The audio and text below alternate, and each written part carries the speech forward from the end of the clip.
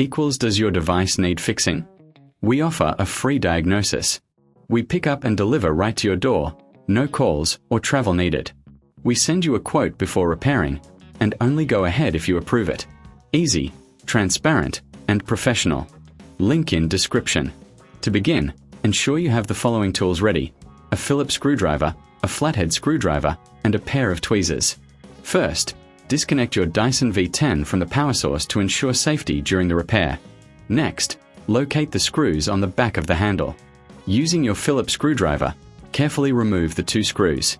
Keep these screws in a safe place as you will need them later. Once the screws are removed, gently pull the handle apart to expose the internal components. Inside, you will see the trigger mechanism. Take a moment to inspect it for any visible damage. If the trigger appears worn or broken, it's time for a replacement. Using your flathead screwdriver, carefully pry the old trigger out of its housing. Be cautious not to damage any surrounding components. Now, take your new trigger and align it with the housing. Press it firmly into place until you hear a click, indicating it is secured. Before reassembling the handle, it's a good idea to clean any dust or debris inside. Use a soft cloth or a brush to ensure everything is clean. Once you've cleaned the interior, it's time to reassemble the handle. Align the 2 halves of the handle and press them together. Replace the screws you removed earlier, ensuring they are tightened securely.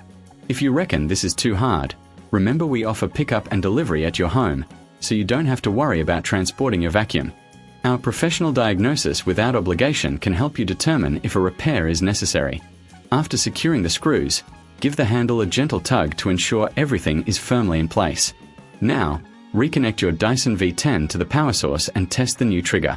It should operate smoothly without any resistance.